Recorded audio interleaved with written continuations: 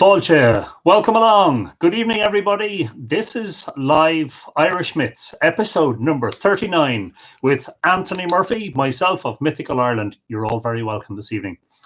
We have had such a wonderful time exploring Irish myths, legends, folklore, stories, history, culture, and we've even broadened it out into the Celtic lands.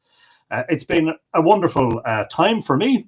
It started on March the 12th, on the day that the first restrictions were announced in Ireland due to the spread of the COVID-19 virus. And it's been going every day since then, almost always at 8 p.m. in the evening in Irish time, and on Friday evenings, an hour earlier at 7 p.m. So good of you to join us. Don't forget, as always, to spread the word. Tell your friends to pop in on us. Tell them to tell us where they're watching from, and we'll give them a lovely big warm welcome. Tonight's episode is dealing with Brigid, the saint and goddess. It's going to be kind of an introduction. At a later stage, I will be doing an episode about Brigid's Way, which is an alignment between her birthplace and the place where she founded her monastery, which follows a sort of an old Neolithic ley line. And I think you'll be very interested in that. Anyway, for the moment, let's get started with the usual.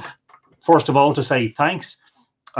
I'm especially grateful to Emer Stassin, who suggested the topic of tonight's episode. So thank you, Emer, for your lovely suggestion. That's something I had forgotten to do over the past few episodes, was to mention who had suggested the theme. So I apologize if I've left anyone out.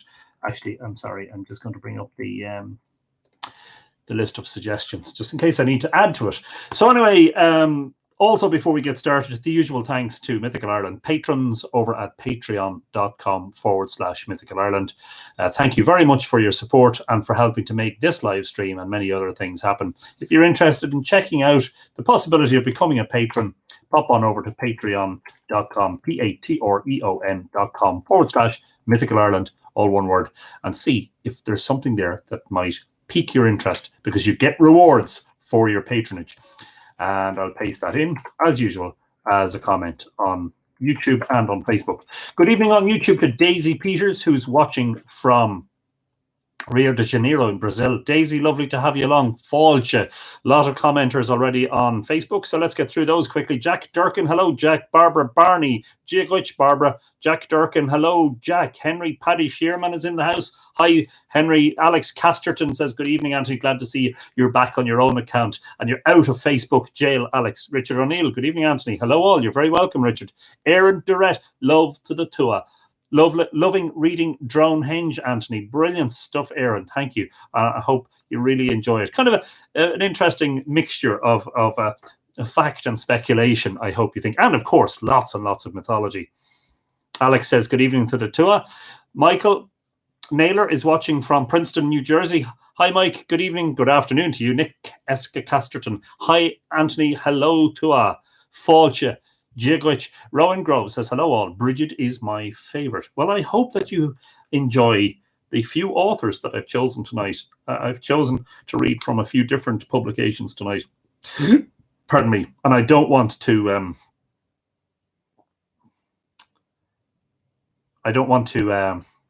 lost my train of thought there. I don't want to breach copyright. That's exactly what I was trying to say. Catherine Woodruff says, hi all from sunny Wisconsin. It was cloudy here for most of the day, and then in the past few hours the sun broke out and it was lovely. Myself and Finn took Saskia for a walk. Kerem Gogus is watching. Hi Kerem, hope you're over your migraine and feeling better. Paula Farrell says, hello. Giagwich, Paula. Pat Rowan is watching in the house from Port Townsend in Washington State. Aaron Durrett says, mine too, Rowan. Good stuff. Helen P. Guinan is watching. Your Majesty. Karen Goga says, hello. Federica Guy says, hi, Anthony. All greetings from Italy. Hello, Federica. Jacqueline Kennedy is watching. Hi, Jacqueline. Chris McCann. Giariv, Anthony and all. One of a growing number of viewers from Lurgan, Ardwacha, on the shore of Loch Ness. Few more, I think, may be interested. Joseph Lavery, Rowan McKinstry, Paul May, Willie Quinn. Brilliant, Chris. Fáilte, Guji Chachwaraku, and to all your to all your friends. Jules Cousins says hello, Anthony and everyone. Hi, Jules. Barbara Murphy is saying hello from Tucson in Arizona. Brilliant. Steve Martinson. Hi, David Chapman. So more people in the house. Joy Jenk. Oh God, we're at 115 viewers. That can't be. I'm going to take a screenshot. I have to take a screenshot. Actually, it's on 119. Goodness me. Joy Jenkins is in the house from Arizona. Pull up a pew. Joy, enjoy yourself. Eva Anderson, hello, missed last night because I took a long walk in the forest to watch the sunset from the top of a hill, but I listened earlier today. Do you know what? That sounds like a fabulous reason to miss MythFlix, Eva. But welcome back. Carol Barrett, G-Rive, good evening, Carol. Christina Marini says, hello from Bologna in Italy. Hi, Christina. To Falcherod. Catherine Griffin is saying hello from Alabama, sweet home Alabama. Donnie Forrester says, hi all from Galveston Island, Texas. Wow, didn't know there were islands in Texas, but I don't know much of my geography of the southern states. So that's somewhere I'll have to go and have a look for myself. Welcome, Donnie. Sally Siggins says, hi Anthony from sunny Sligo. It's sunny in Sligo. Wonderful to hear. Tranonawa, Sally. Tara Tinder says, good evening from Wisconsin. Hi Tara, lovely name. Chower-Nari. You're very welcome. Rita Walsh, Fallon Satter says, hi, Anthony. Jirich, Rita. Doris O'Hara, hi, Anthony, and everyone. Falcha, Doris.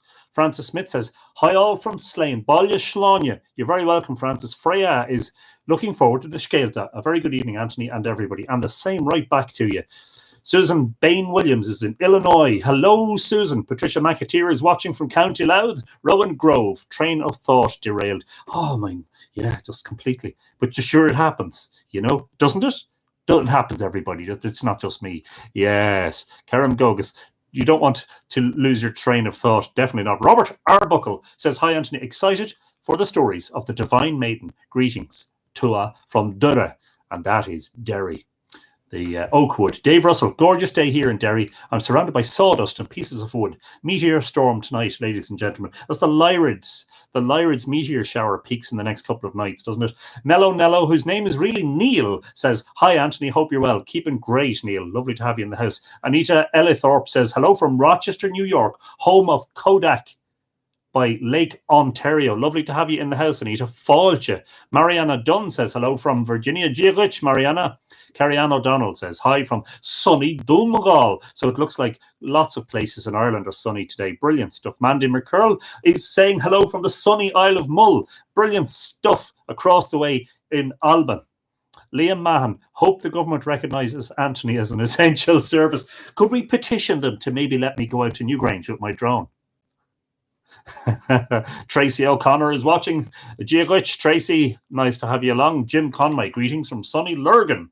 We have an area in Lurgan referred to as the Brigid. No one can place where the name originates. However close by is a stream named in plantation time. The pound. I don't understand the end of that. Tracy says, hi everyone. Apologies I'm late. Just back from a swim. Lucky you. Patrick Rowan says, old Bushmills here. I had one myself last night, but keep that between us, Pat. Brita Merkel says, much love from Seattle. And indeed, much love back to all of my friends in the Seattle area and Washington State. Adele Perth says, good evening, good afternoon, and good morning. Adele is in Adelaide in Australia. Good morning, mate. How are you?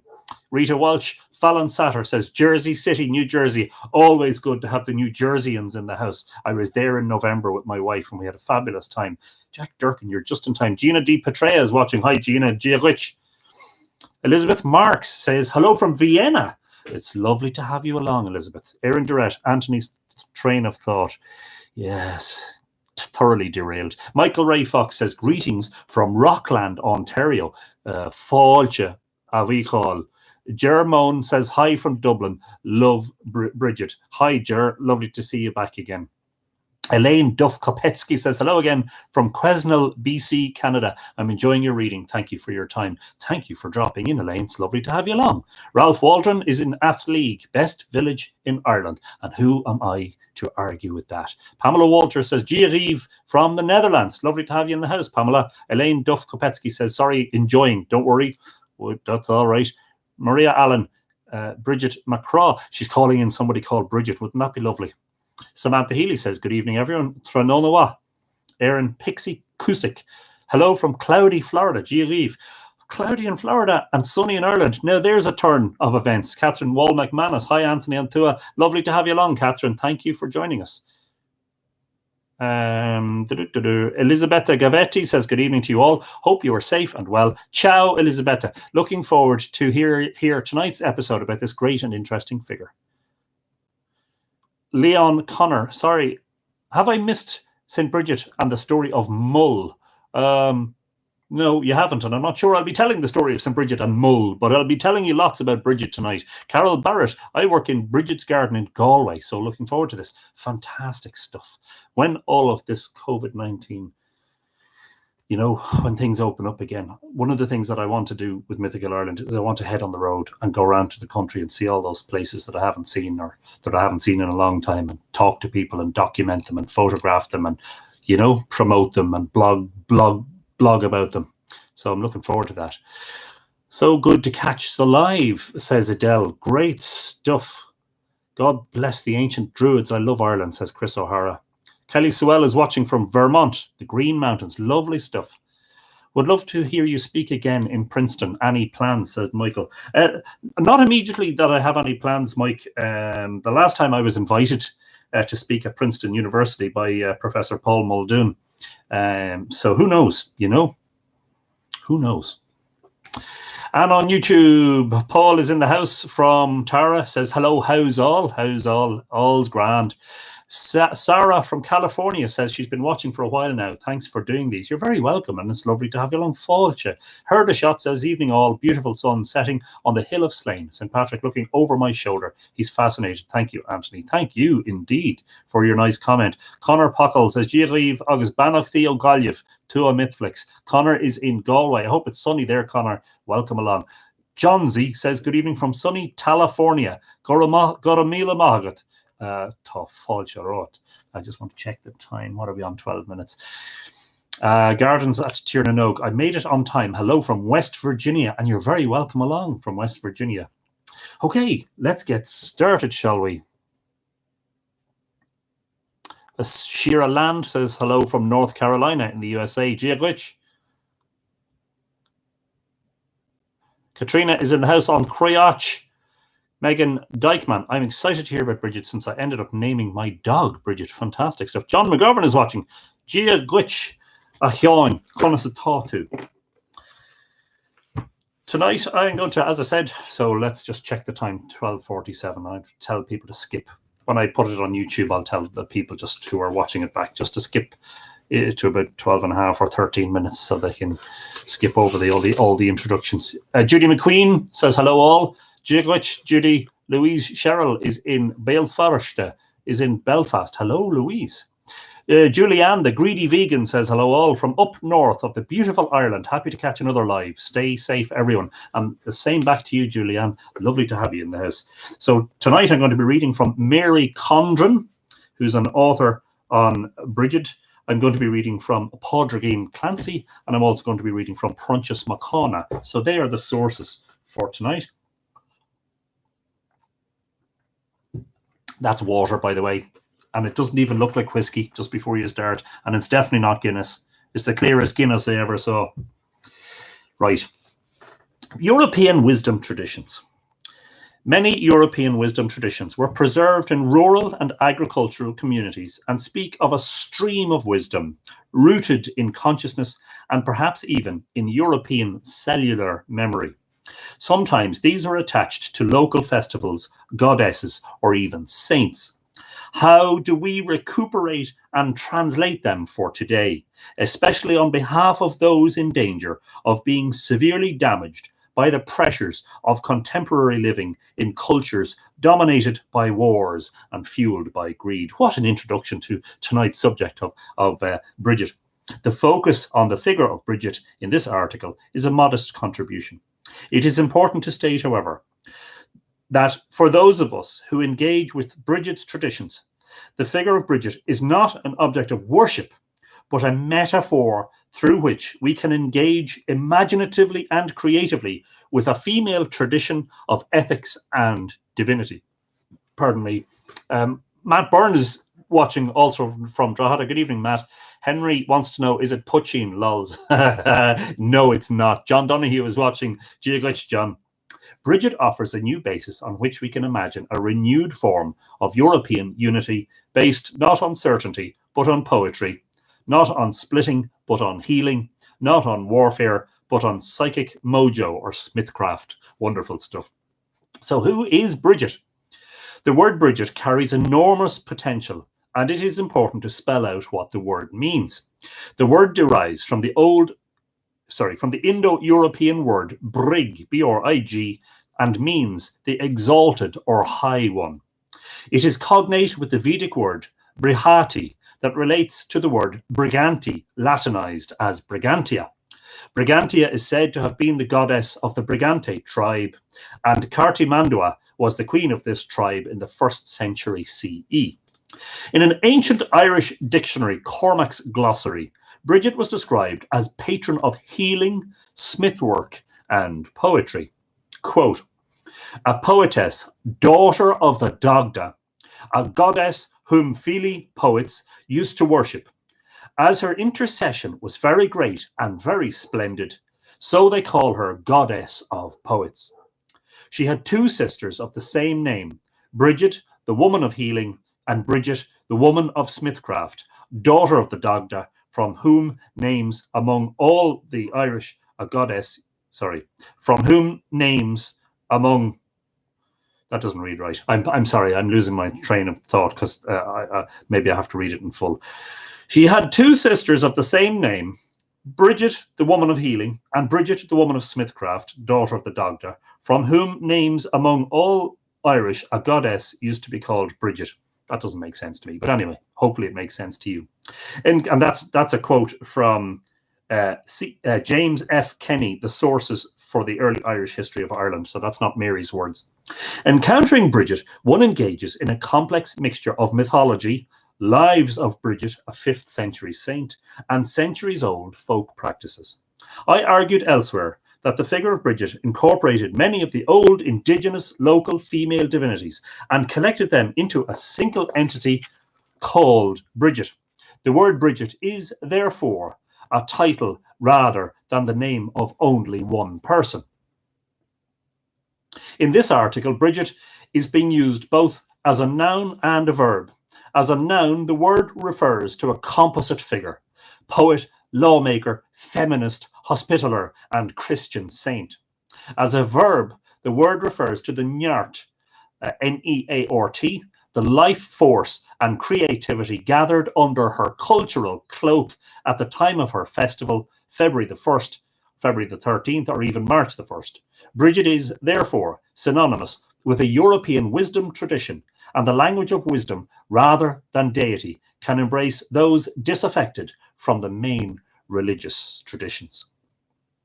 Brigid's traditions have deep European roots. Sites are found in Italy, Portugal, France, Germany, Sweden, Austria, Scotland, England, and Wales. But Brigid also has very specific Irish associations in that, in addition to the artifacts, holy wells, rituals, and shrines, Ireland has also preserved a written tradition revolving around a 5th century Irish historical saint who took the name of Brigid. These lives, together with her rituals, artifacts, and symbols, convey valuable evidence of a pre-Christian and Christian record of female divinity. Celtic scholars discuss whether Brigid was originally a goddess turned into a saint, or a saint turned into a goddess. Whatever the outcome, the mechanisms involved speak of a powerful legacy on which those who, in ancient times, claimed to speak or write in her name could draw. Brigid's traditions overlap with other female figures of divinity, such as Minerva, Sul, Vesta, and Juno.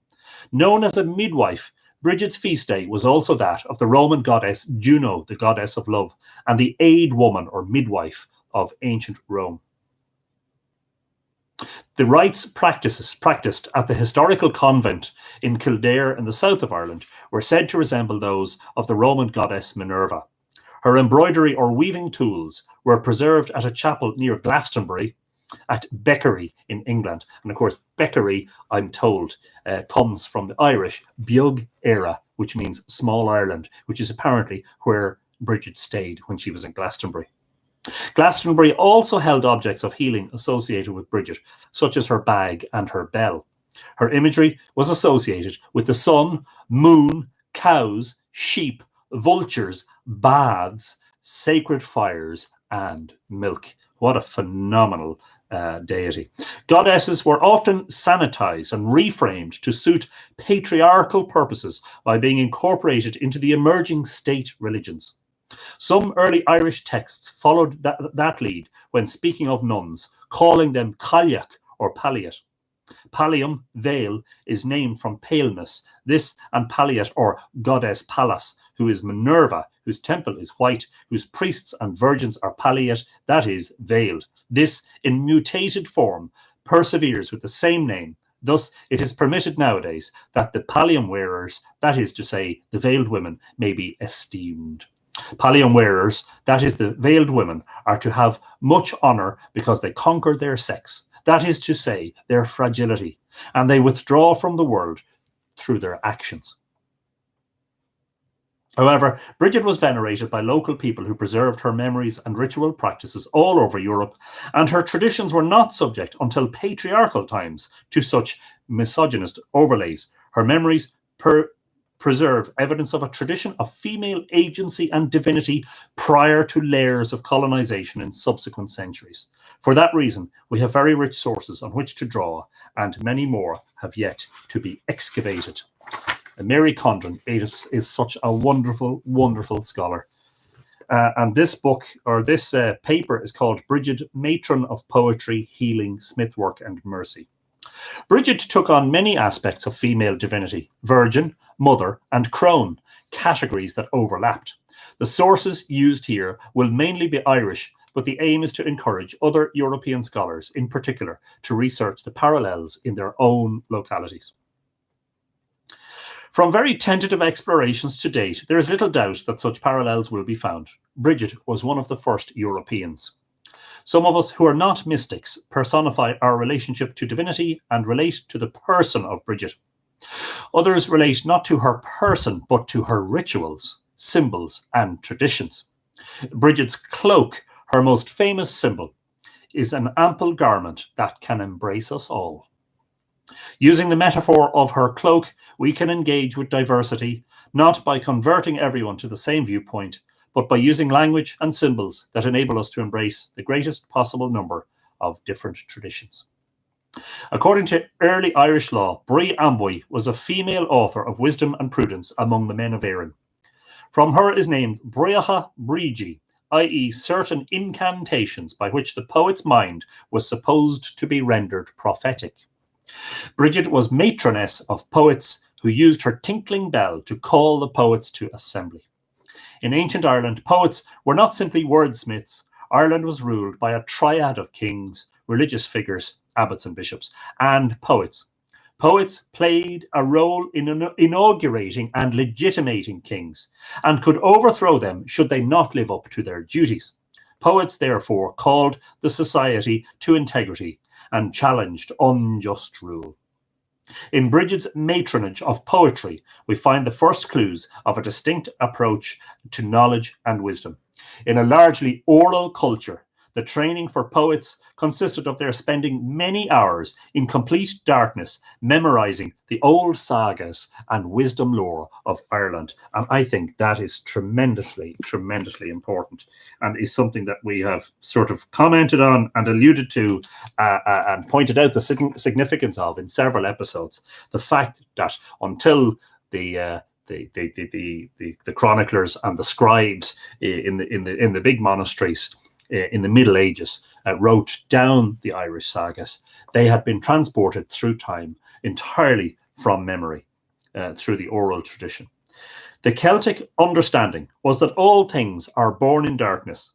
The structure of the year reflected this awareness. The Celtic year begins on November the 1st with Samhain, presided over by the Cailleach or hag or wise woman. The harvest festivals are over, the new year begins, and the womb of the earth is plunged into darkness, awaiting the coming of the light on winter solstice, December 21st. Now, I'm conscious of not reading too much material, and that is from the wonderful Mary Condren. So I'm going to switch right now. I'm going to go over to Brigid Clancy, and I'm going to read from...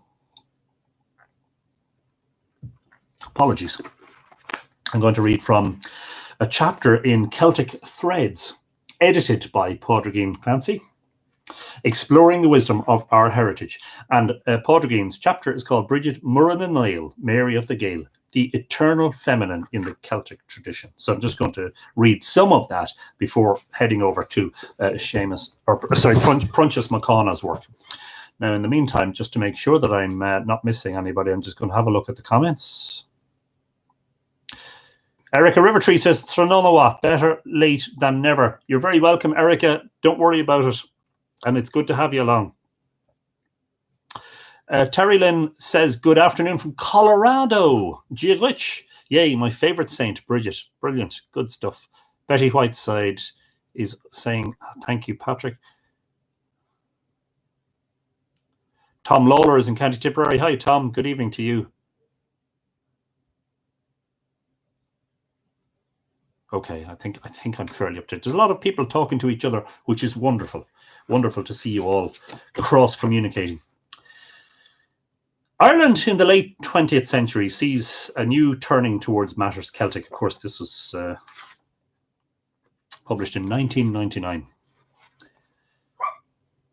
Central in this is a new exploration of Bridget, Muireann na nGael. In the past decade, there have been new studies on her, notably O'Cahan and O'Dwym. And the O'Dwym mentioned is the late Antahar Sean O'Dwym of Glenstal Abbey, the late great monk whose fellow monks referred to him as the Druid. And a marked proliferation in the number of workshops, conferences, and retreats concerning her. Many of these are conducted around her feast day, St. Bridget's Day, 1st of February. There is, for example, the annual Is Bridget in Kildare, a combined project of AFRI and the Brigidine sisters, which attracts an international audience who are committed, in the spirit of Bridget, to issues of poverty and justice. There is also the annual convocation of the Institute for Feminism and Religion, which brings together large numbers of women in Dublin, Belfast and Galway to draw from the well of her tradition. The decade has also seen the revitalising of older festivals, such as Éagsha na Brídeoga in County Kerry, and there is a renewed interest in the quietly continued legacy of unbroken folk tradition, which is still found in customs such as the Brídeog, Broth and Crus Bríde, practiced countrywide in honour of her feast. In fact, this folklorist can confess each springtime to being scarcely able to meet the demands for lectures, seminars and media input on Bridget, whether at local or national level. This happening sparks a reappraisal of Bridget and raises fundamental questions such as, who is Bridget? What does she represent? What are the various elements in her tradition? Why the renewed interest in her? And what exactly is it that Irish people in the late 20th century are finding enriching about her tradition? Bridget comes down to us in Ireland as both a pre-Christian Celtic goddess of ancient lineage and a Christian saint of the 5th century. As McConaughey tells us, and we'll be reading from him shortly, the two Bridgets are inextricably linked. In fact, they've been so finely intermeshed that it would be impossible to understand the significance of the cult of the saint without knowing the story of the pre-Christian goddess. Just as in many respects it would be impossible to understand the New Testament without the Holy Woman of 5th century Kildare and the traditions surrounding her can only be understood with a knowledge of her pre-Christian ancestor. Spanning such a wide epoch, it may be said that Bridget presents the eternal feminine in Irish folk tradition. Represents. It is no surprise, therefore, that folklore has bestowed on her the epithet Muireann na nGael, the Mary of the Irish. The term Bridget is taken in Old Irish to mean the exalted one, and from what we know of the Celtic goddess, and that word Celtic is much overused, I think. Let's call her prehistoric Irish deity. She was the foremost goddess or sovereign among the pre-Christian Celtic pantheon. Evidence suggests that there was an extensive cult surrounding her. Place names extending back into pre-Christian times, such as Tubber Brigid, modern Irish Tubber meaning well, or Kel Brigid, modern Irish kill or church, are found countrywide, but most particularly in the Leinster region. Bearing in mind that in the insular Celtic tradition, manuscript evidence is confined to Christian times. One of our earliest direct references to the pre-Christian Brigid is found in the glossary of a 9th century monk of Cashel, Cormac MacCuillenain. He tells us, Brigid, i.e. daughter of the Dagda, that is Brigid, woman of learning, i.e. a goddess whom the Fili, the poets, seers, worshipped. For her protecting care was very great and very wonderful. So they called her Goddess of Poets. Her sisters were Brigid, woman of healing, and Brigid, woman of smithwork, daughters of the Dagda, from whose names among all the Irish a goddess used to be called Brigid. And that's the same quote we had a little bit earlier. So she's a daughter of the Dagda, and of course the Dagda is the chief deity often in the pantheon of the Tuatha Dé Danann. He who is said to have been responsible for building Newgrange, the monument Shean Bhrú, and its first owner, and associated very strongly with Brunabónna. Here, Brigid appears in typical Celtic Trinitarian form, possessing various qualities of the archetypal feminine. And Coda is barking at another dog passing by. As protector and inspiration of poets, she embodies the spirit of wisdom. She also embodies the spirit of Gaelic Irish sovereignty. When we recollect the centrality of the role of the poet in Gaelic society, and that poetry, as Kearney tells us, quote, was so closely woven into the fabric of political Gaeldom that without it, that society could not continue to exist unless by changing its very existence, unquote. Brigid, therefore, is the divine Sophia, brackets, inspiration, that lies at the heart of Gaelic society. MacCuillenain's reference also intimately connects her with healing and with the smith's craft, a vital craft among the Celts, whose material remains show us that, quote, society was endowed with technology and craft skills unsurpassed in Europe until the 18th century AD. Unquote. These aspects of the Celtic goddess Brigid, protection, healing, wisdom, as well as others such as fertility and fecundity, recur throughout the written lives of St. Brigid and are found in the folk custom and belief surrounding the saint. In fact, most of our knowledge of the pre-Christian Brigid can be gleaned from the tradition surrounding the saint or holy woman of 5th century Kildare. Before examining the lives and lore of St. Brigid, it is important to realise the wider European context surrounding her pre-Christian ancestor. Maria Gimbutas sees the Irish goddess Brigid as one of the descendants of the old European goddess, whose existence is attested archaeologically from earliest times. Gimbutas writes, Greek Artemis, Aletheia, Thracian Bendis, Venetic Rita, and Roman Diana, as well as the living fate in European folk beliefs, particularly the Baltic Lima and the Irish Brigid, are unquestionably... Darkness descended just there. That's really weird. Why is the screen going dark? I have no idea. Okay, I'll keep the book down. Sorry. Are unquestionable descendants of the prehistoric life-giving goddess. The historic and prehistoric life-giver was a mistress of mountains, stones, waters, forests, and animals, an incarnation of the mysterious powers of nature. Being an owner of wells, springs, and healing waters, she was a miraculous bestower of health. She was the guardian of the well-being of the family, and from Paleolithic times must have been considered to be the ancestress and progenitrix of the family or clan. Now, I just want to follow that thread. Which Gimbutas book is that? There's a book that she wrote about goddesses that I have on my... So I'm just going to follow that. Pardon me for a second while I just follow the the footnote and see where it leads to.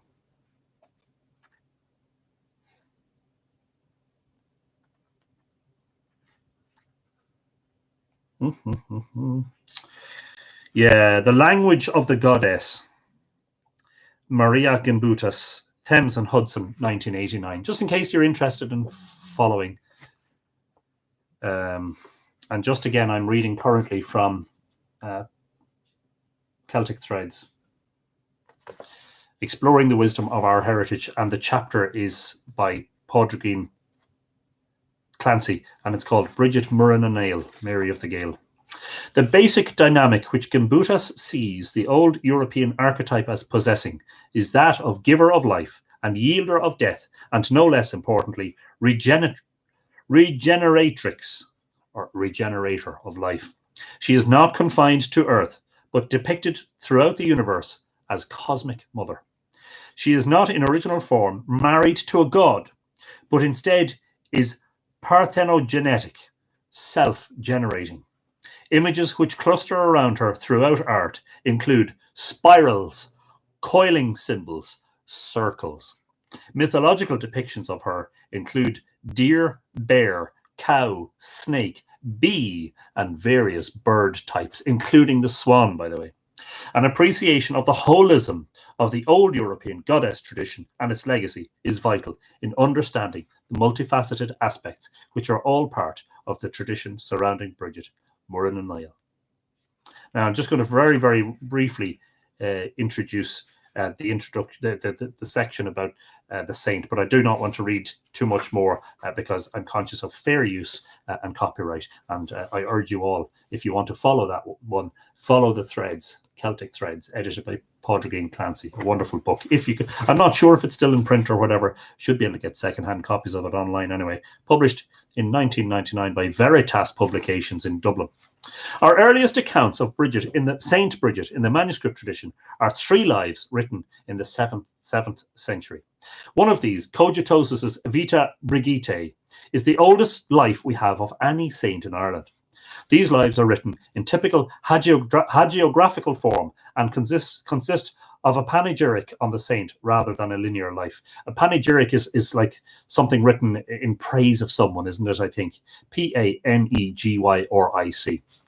Our school books, therefore, which tell us with absolute certainty that Brigid was born in 450 AD in Faughart, County Louth, cannot be taken as being historically accurate. And that is something we will get back onto in I may do Brigid's Way tomorrow night as a follow-on, but the episode on Brigid's Way, examining the alignment between her birthplace and her monastery, would throw up some interesting and peculiar facts, I think. Regarding a linear account, at best, we can be sure that she lived sometime at the end of the 5th and the beginning of the 6th century. Where exactly she was born, we do not know, but it was evidently somewhere in the Leinster region.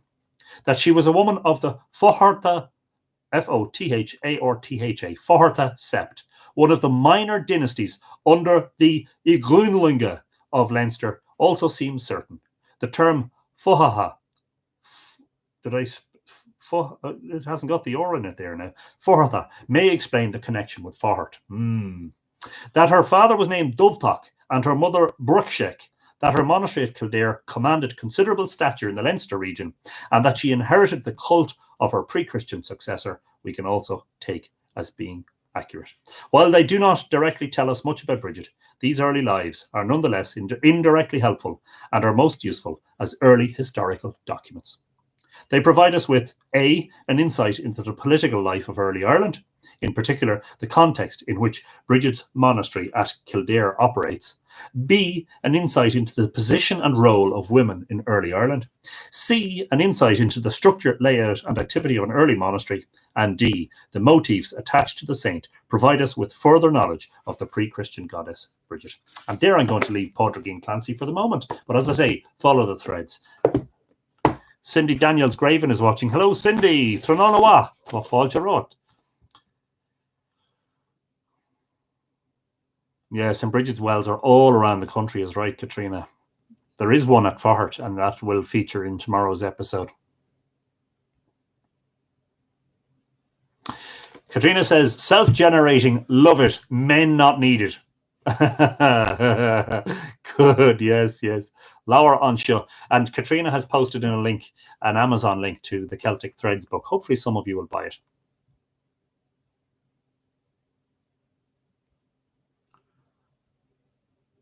Brigid and the feminine replaced by the Mother Mary.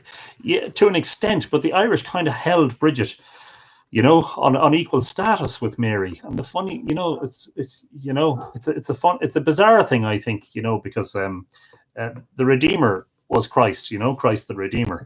But in the Catholic tradition, Mary was like a co-redemptrix with Jesus, and in the Irish Catholic tradition, Brigid was almost on that footing, if you confessed your sins to Brigid, everything would be all right. Or am I wrong?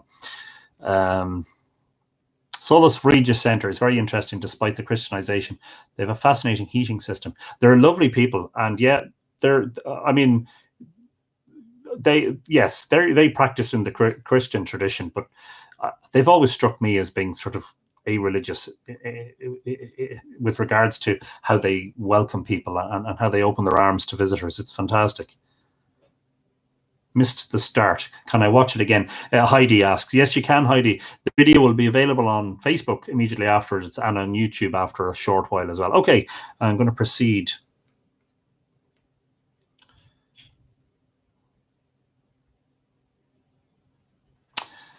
Very interesting comments tonight. So I'm going to read a little bit from Celtic Mythology by Prunchus MacCona. This is published in 1970, second impression, 1973. A very interesting book, which I acquired, I think, last year and had been meaning to add it to my collection. But we'll be covering the Mythical Ireland library. I still have at least 2 more episodes to do, showing you the book collection, the ever-expanding book collection, just between you and me. Don't let my wife hear me saying that last week I added another 5 books to the collection even.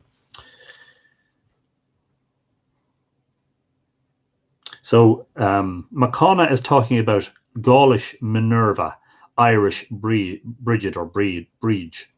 Minerva belongs to the numerous class of mother goddesses whose role is so very fundamental to Celtic mythology.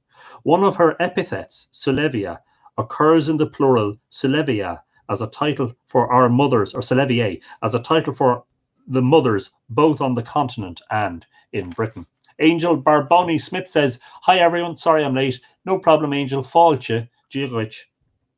It is not without reason, therefore, that Caesar includes Minerva among the major deities of Gaul. One cannot, of course, be certain whether he had in mind the whole class of such goddesses or a single representative. But if the former, then his description of Minerva as a patroness of arts and crafts does not give an adequate idea of the complex and far-reaching functions of the female deities, nor their all-pervasive influence in the religious thought of the Celtic peoples. It may be that he identified the Gaulish Minerva too closely with her classical counterpart. And Katrina's sharing a link as well. Laura Anshaw. Get the used ones. The hardcover is too expensive. Thanks for that, Katrina. And that's the link to the Prunchus MacCona, Celtic Mythology. Thanks for sharing that, Katrina. So just in case any of you are interested in following up and purchasing some of these works. In her capacity as patroness of arts and crafts, Minerva figures on a number of reliefs together with Mercury and Vulcan, a grouping which, like the preeminence of Mercury Lou, underlines the great prestige of the technical skills in early Celtic society. The dedications show that her cult was especially strong among the lower social orders, and as patroness of the domestic arts, her memory survives in the admonition of St. Eligius, 7th century, not to invoke Minerva when engaged in weaving, dyeing, or other such tasks. As patroness of the art of healing, she was honoured at thermal springs at Bath, Aquae Sulis. She was assimilated to the native deity Sulis, who had been worshipped there. Her nearest counterpart in insular tradition is the goddess Brigid, of whom it is said in Cormac's glossary, circa 900 AD, that she was expert in filiecht, in other words, poetry, and traditional learning in general, as well as divination and prophecy, and was worshipped by the Fili. She was a little bit of she was more than a little bit. It seems like she was quite the druid. By the same account, she was daughter of the Dagda and had two sisters also named Brigid. Yes, and of course we have had that quote several times. As regards function, therefore, Brigid was a patroness of poetry and learning, of healing and of craftsmanship. And as regards status, such was her prestige that her name could be used as a synonym for goddess. But paradoxically, it is in the person of her Christian namesake that Saint Brigid, that the pagan goddess survives best. For if the historical element in the legend of St. Brigid is slight, the mythological element is correspondingly extensive, and it is clear beyond question that the saint has usurped the role of the goddess and much of her mythological tradition. The saint's life infers a close connection with livestock and the produce of the earth. Appropriately, her feast day, 1st of February, coincides with Imbolc, the pagan festival of spring. Even today, it is still the occasion of various popular and patently un-Christian rituals. She was born, we are told, at sunrise, neither within nor without a house, is fed from the milk of a white, red-eared cow, that is, by Irish usage, a supernatural cow, hangs her wet cloak on the rays of the sun, and the house in which she is staying appears to the onlookers to be all ablaze. According to Geraldus Cambrensis, that is Gerald of Wales, who we've mentioned in previous episodes, the propagandist of the Normans, she and 19 of her nuns took turns in guarding a sacred fire which burned perpetually and was surrounded by a hedge within which no male might enter. Now, isn't that fascinating? So she and 19 of her nuns guarded a sacred fire, and that was very much feminine territory only, no males allowed. Quite the opposite of the Well of Segish, or Nectan's well, where only Nectan and his male cupbearers were allowed to enter the area. And Bowen, of course, defied the prohibition. In this, Brigid is evidently at one... Sorry, I just had the wrong stress there. In this, Brigid is evidently at one with Minerva, for we have it on the authority of Solinus, writing in the 3rd century, that Minerva's sanctuary in Britain also contained a perpetual fire, a circumstance which may possibly have a bearing on Minerva's epithet, Bellissima, most brilliant. It must be accepted, therefore, that no clear distinction can be made between the goddess and the saint, and that in all probability Brigid's great monastery of Kildare was formerly a pagan sanctuary. It is indeed significant that, while Brigid was not a missionary saint nor widely travelled, yet in Ireland she was second only to Patrick in popular favour, and dedications to her are found throughout the territories of the insular Celts, so that one can scarcely avoid the conclusion that her widespread cult substantially continues that of her pagan predecessor. In point of fact, the latter can also be traced throughout the Celtic area. The name Brigid was originally an epithet meaning the exalted one, just as its cognate Brihati was used as a divine epithet in Vedic Sanskrit. And this perhaps gives point to Cormac's remark quoted above that, quote, among all the Irish, a goddess used to be called Brigid, unquote. It had a close correspondent in the British Briganti, Latinized the Brigantia, the exalted one, tutelary goddess of the Brigantes. If, as seems not improbable, the tribe takes its name from the goddess, she must also have been known on the continent whence they migrated and where some of them remained. Like Boan and Matrona and other Celtic goddesses, she gives her name to rivers, the Brigid in Ireland, the Brent in Wales, and the Brent in England. Clearly, therefore, Brigid Brigantia has strong claims to be equated with Caesar's Minerva. She is, at all events, one of the principal goddesses of the Celts. Second only to Patrick. Ye must be kidding. We preferred her. Church promoted Patrick, says Katrina. Yes, I think probably there's a little bit of matriarchal or patriarchal favoritism in that regard.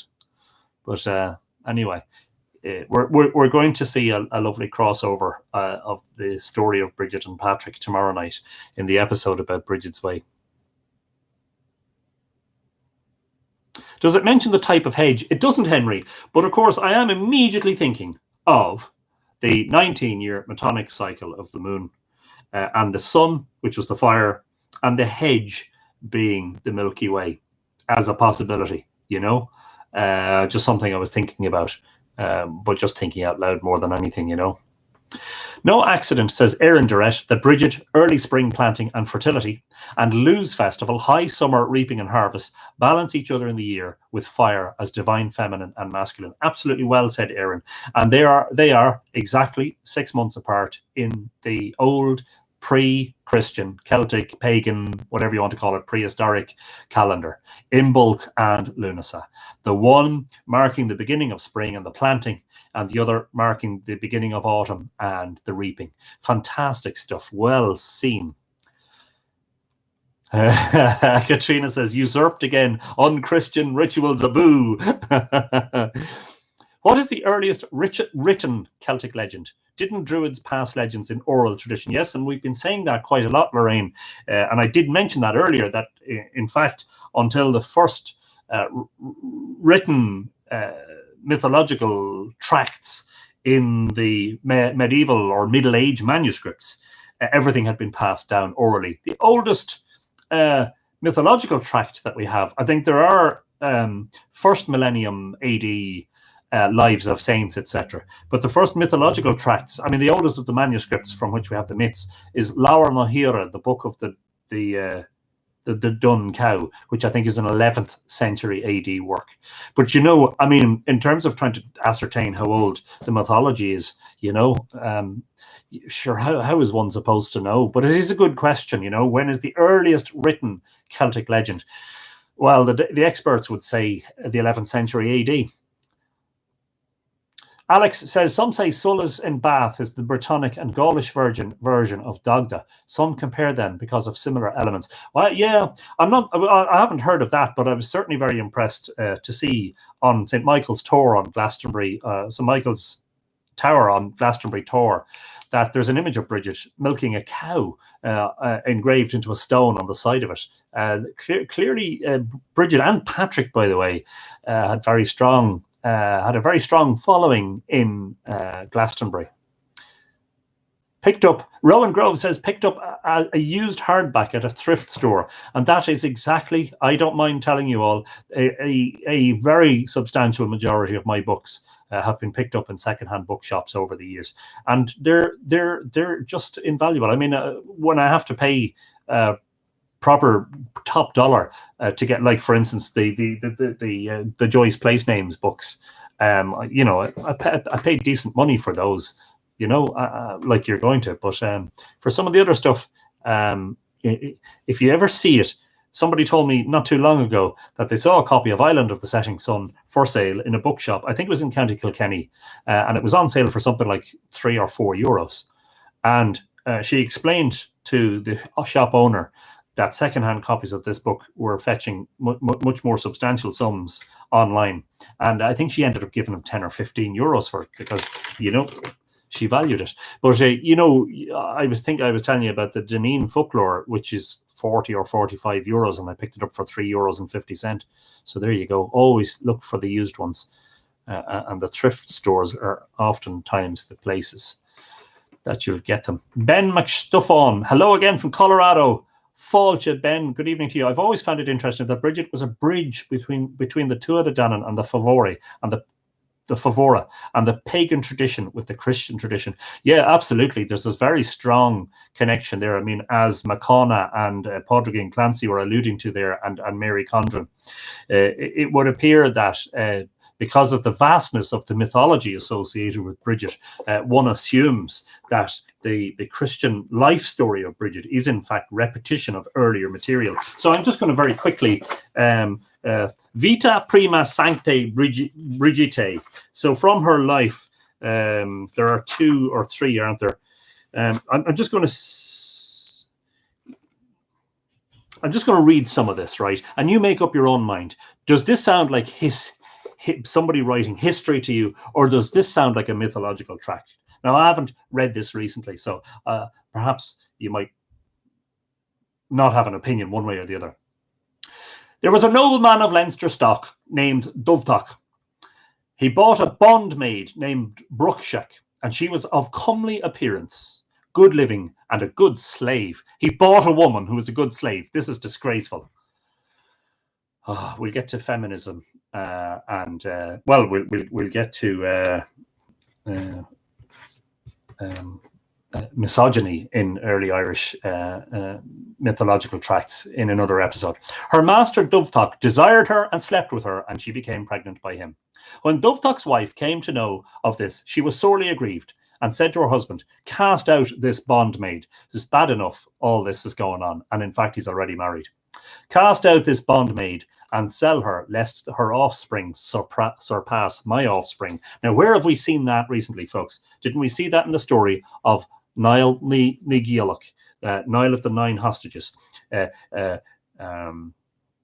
Niall's father was Yochi Mugmadon, the king who had 4 children with Mungind, and then he desired Karen and had Niall with Karen, and this aroused much jealousy with Mungind, who always feared from the get-go that if Karen had children by Yochi Mugmadon, that they would be favoured for the kingship later on, and of course that's what transpired. But her husband refused to sell the maid, since he loved her very dearly, for she was a person of quite irreproachable conduct. Now one day both of them, man and maid, sat in a chariot and drove past the house of a certain druid. Hearing the sound of the chariot, the druid said to his servants, quote, "See who is sitting in the chariot, for the chariot sounds as if it is carrying a king," unquote. How on earth can a chariot sound as if it's carrying a king? I don't know. Pardon me. As I said, the question here is, does this sound like a biography, the life of a saint, like a historical document, or does it sound like a mythological tract? Then the servant said, quote, "We can see no one but Dovtak in the chariot," unquote. The druid said, "Summon him to me." And when he had been summoned, the druid said to him, "This woman who is sitting behind you in the chariot, is she with child?" Dovtak replied, "Yes." The druid said, "Woman, by what man have you conceived?" What a personal question. I hope she gave him a good slap around the face. She replied, "By my master, Dovtak." The druid said to him, "Take good care of this woman, for the child she has conceived will be extraordinary." Dovtak replied, "My wife is trying to force me to sell this bondmaid because she is afraid of her progeny." The druid said, "Your wife's progeny will serve your bondmaid's progeny until the end of the world." To the bondmaid, however, the druid said, "Keep your spirits up. No one can harm you. The grace of your little infant will set you free. You will give birth to an illustrious daughter who will shine in the world like the sun in the vault of heaven." Dovtak said, "I am grateful to God because until now I have not had a daughter, but only sons." Dovtak and his bondmaid returned to his house, but Dovtak loved his bondmaid all the more after the druid's words. Then, in a rage, his wife, together with her brothers, urgently pressed Dovtak to sell the maid in a distant region. I mean, you know, I could go on. And that's that's parts 1 and 2 of Vita Prima Sanctae Brigite, or Bridget. And that is part 1 of, I'll tell you how many parts there are. So we could do an entire episode on the life of Bridget. Sorry, we could do a series of episodes on the life of Bridget. Yeah, 70, 80 and counting, 91 and counting. Sorry, I shouldn't lick my lips. I shouldn't lick my fingers. Shouldn't be doing that. 125 sections. Now, some of them are quite short, as you can see.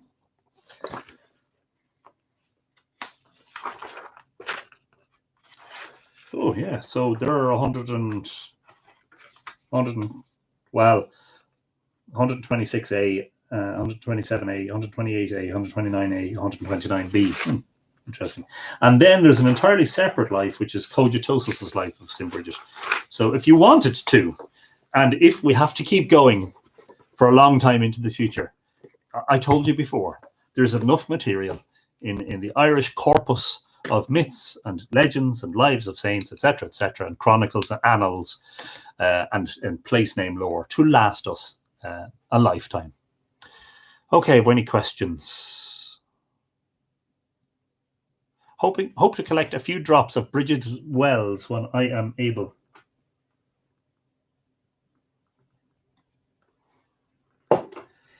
I've been known to keep some well water close at hand. Also close at hand is my Brigid's cross that I made. Made that a couple of years ago. Probably not the best constructed Brigid's cross you'll ever see. I'm hardly what you call a skilled craftsman. But of course, they are made in abundance at In Bulk. I always call it In Bulk. In deference to the older traditions, I always call it In Bulk. I don't usually refer to it as St. Bridget's Day, funnily enough. What does well water do? Well, many wells in Ireland, Lorraine, are related to healing, and the traditions of each well are different in terms of the healing properties of each. If you go on to the school's folklore site and just search for Holy Well, right? Do that when the episode is finished. I'm gonna post that in as a comment here, the link to the website, duchas.ie. If you go in there and you search Holy Wells, you will get dozens and dozens and dozens of articles collected in the 1930s about the traditions of the wells of different areas, and have a read of them yourself just to see what the traditions around healing are. A lot of churches here named after her, yes, and indeed there are a lot of St. Bridget's churches and schools and parish halls and GAA clubs in Ireland called St. Bridget's, a plethora of them. In fact, the first school that I went to, when I started school, was St. Patrick's National School here in Drogheda, Bunskull, Maeve Porrick, and right next door was the girls' school, which is St. Bridget's, St. Patrick's and St. Bridget's beside each other. Dave Russell says you've been at the old KFC, Anthony, finger licking good. No. Edina Sparks, we make new ones every year. Yeah, and there's a funny thing about the tradition of the cross was that in some parts of Ireland, you kept them, under the roof. You tied them to the underneath of the thatch or the slate or whatever, and you kept them. But in some parts of the country, you burned the cross every year and you made a new one. And so it was the case that in some areas, it was fairly easy to be able to spot or to tell or to observe how long a family had been in a house by just merely stepping inside and having a look at the ceiling and seeing how many Brigid's crosses there were. But again, that was regional. It wasn't universal.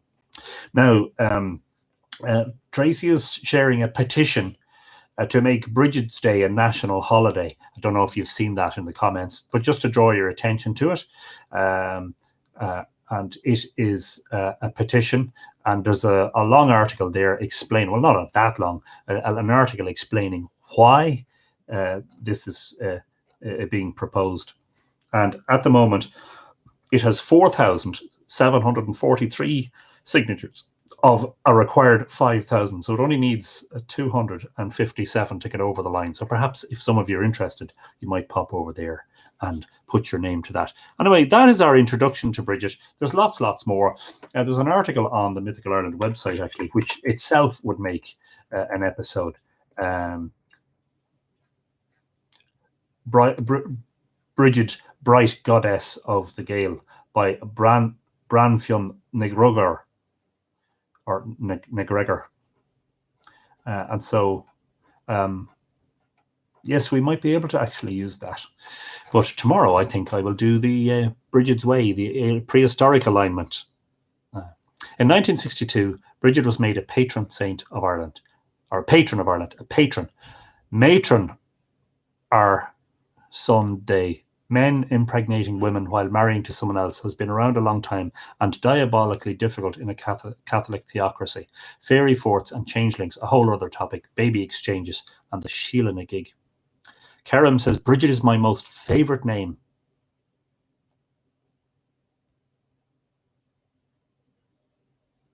Rowan Grove says, if I may suggest a couple more books, The Rites of Brigid, Goddess and Saint by Sean O'Dynn, and that's exactly the one that was being referred to by Mary Condren. On Tahar Sean O'Dynn. And The Festival of Brigid, Celtic Goddess and Holy Woman by Seamus O'Cahan. Hard to locate. I may also suggest, if you're interested in the Christian saint, there is a relatively new publication, and that is Saint Brigid of Kildare, Life, Legend and Cult by Noel Kissan. And that was published just a couple of years ago, I'm pretty sure, 2018, by Open Air, an imprint of Four Courts Press. Text copyright 2017. Yes, sorry, it was 2017 it was published.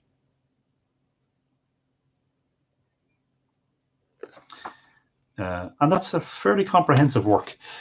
By the way, if you're interested in the story of Bridget, you don't even need to buy a book. A simple Google search will throw up lots and lots of stuff and take you down lots of rabbit holes. I'm sure you'll find without too much difficulty.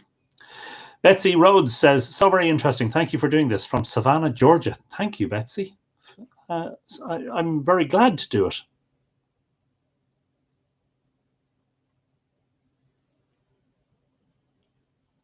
Lots of thought-provoking ideas brought up on St. Bridget, for sure, says Leon Connor.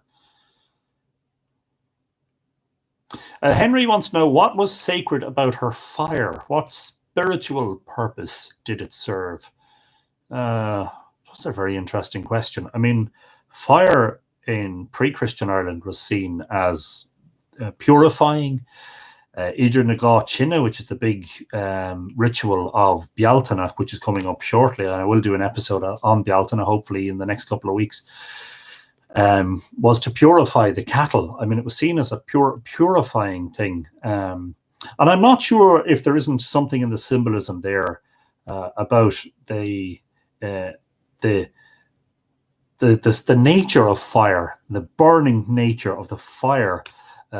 In the case of Bridget, the fire of faith that was burning inside her, you know. But after that, that's an interesting question, Henry, and one that could lead to quite I think, a very interesting and entertaining discussion. You can get a three-legged Bridget's cross. I have one, says Alex. I think the three-legged one is a triskel, and the four-legged one represents the four elements. Very interesting that indeed you can get the three-legged ones. Yeah, Katrina is saying, I don't want the name Saint in it. Bring Imbolc back, please.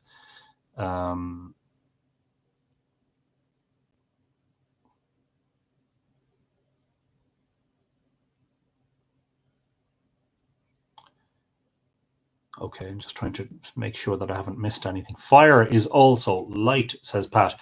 In addition to that is the underlying astronomical significance of it, which I haven't fully extrapolated, and I must go back to that story, you know, about the 19 Brigid and the 19 nuns guarding the fire. Now, to me, when I hear the number 19, I immediately think of Metonic cycle of the moon and the moon's wanderings, and the moon regularly in mythological terms being represented by a feminine deity, and the sun quite regularly being represented by a male deity, for instance, Dagda, the Jerug Jerk, the red-eyed, and all of that, and Balor being the sort of the less favorable representation of the sun in its malevolent condition. But there's just something about that, and the hedge, and we will get back to that because I'm going to be doing an episode in the not too distant future about the old Irish myths and traditions and names for the Milky Way, which I think is an important chapter for us to discuss. So perhaps in addition to that, there's some underlying astronomy there. I don't know. Henry says, your insights are gold dust. I don't know, Henry. I feel I'm kind of lacking in insights in certain regards, and I never really thought too much about what the flame represents. And it is actually a really, really interesting question. The fire serves to forge, and she is a goddess of creativity.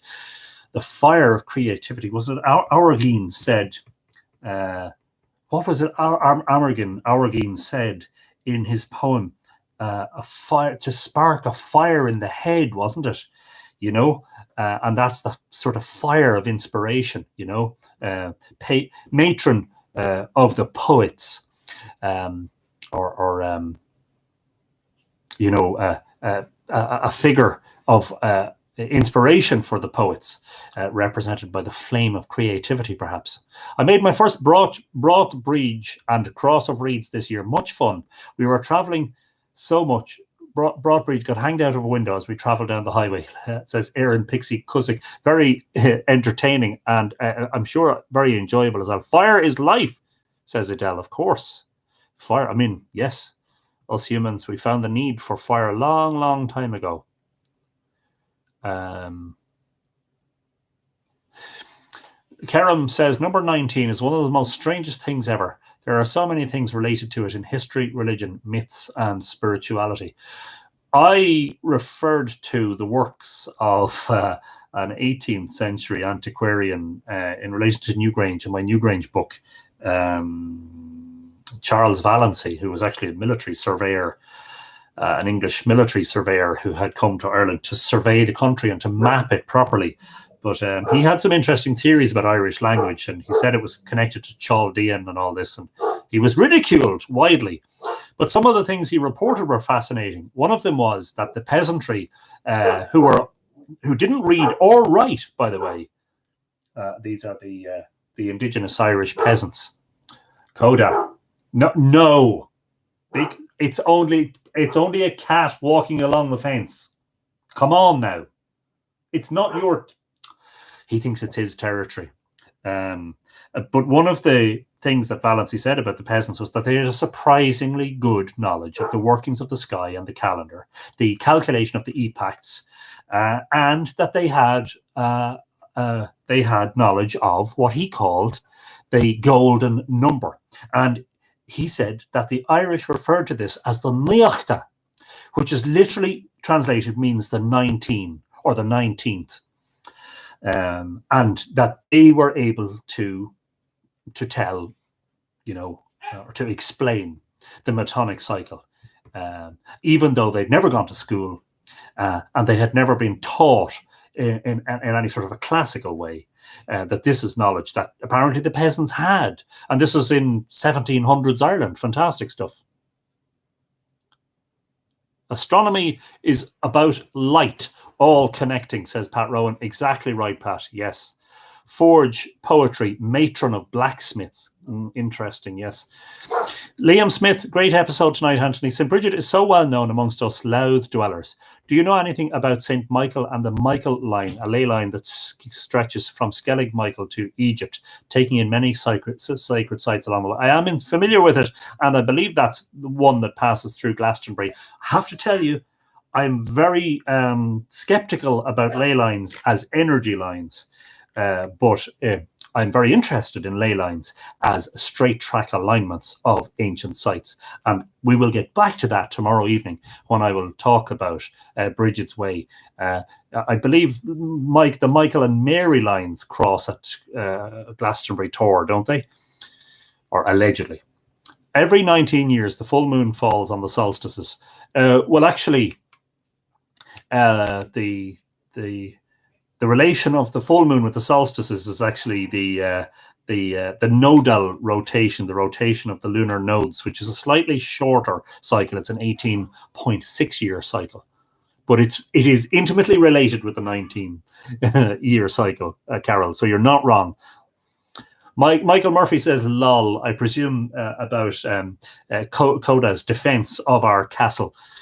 Brigid brought the wheelings of the cosmos into the cabin, Mythic Ireland, Michael Dames. Interesting. Thank you for that, Yvette. And I must read back on that. There are so many sources that I could have pulled off the shelves tonight. And in fact, we may go back to Brigid and deal with more because this is clearly,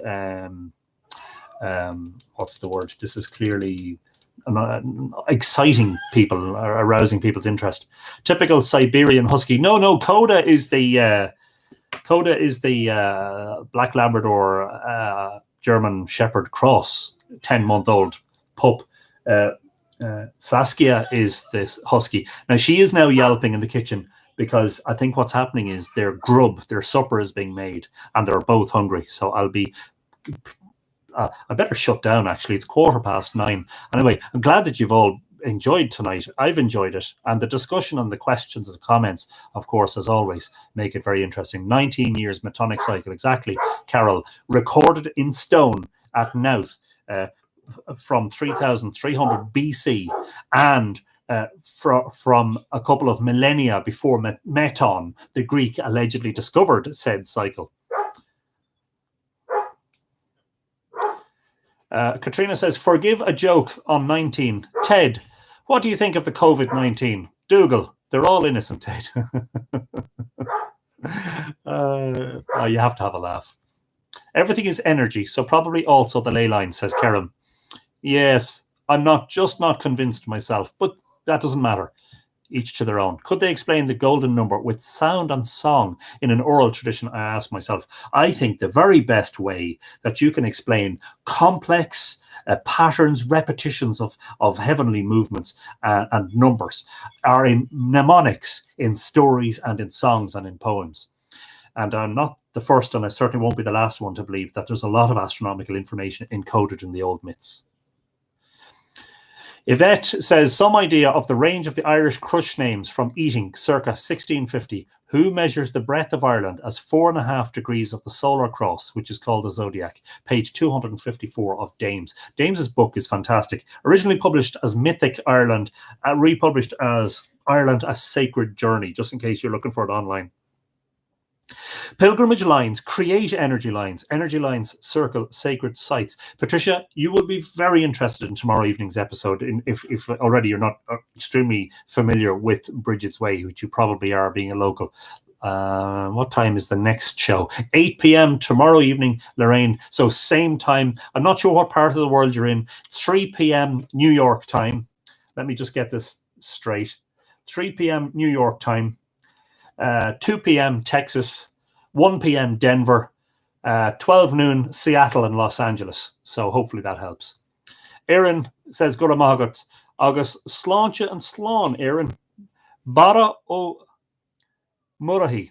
Thanks, Anthony. A lot of past vids to enjoy. Indeed, if you are a newcomer, don't forget that every previous episode is available for viewing on the YouTube channel, Mythical Ireland YouTube channel. That's youtube.com/Mythical Ireland. They're also all available here on Facebook, but perhaps not just as easy to find. The other thing about the YouTube ones is that if I show you a book cover, it will be the right way around. Whereas if I show you a book cover on Facebook, it's mirrored, unfortunately. All the episodes are available in one place on the Mythical Ireland website, and I will paste that link in now just for those of you who are unfamiliar and who are maybe joining for the first time. You can catch up on what we call MythFlix. Margaret Ring suggested it be called MythFlix. You can binge watch a whole load of the previous episodes on the Mythical Ireland website. And this is number 30. Can you believe tomorrow we're doing episode 40? Fantastic. Going to start a short lesson on Irish words in myth tonight at 8 p.m. if you want to join. Oh, that's Katrina. I'm just going to take a note of that right now. And there I am, scratching my nose again when I shouldn't be. TI 8 p.m. Sorry, Katrina. You 5 hours behind, so that's 1 a.m. Irish time, is it?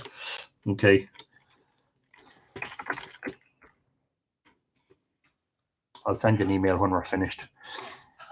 It's her energy, says Henry. Yes, exactly. Chow time for the pups. Can you hear them? They're going mad. I better finish because I think they're waiting for me to finish to let them have their food. Adina Spark, thank you, Anthony. And thank you, Adina. Have a great evening, everyone. Stay safe and healthy. And the same to all you. Hope you are all keeping well and safe during all of this. So I'll say goodbye. I know there's a lot more comments. Ihawa, Kolosov, and Slán Gafol. We'll see you tomorrow evening for more live Irish Myths. Thanks a million, everyone. And also on YouTube, Slán.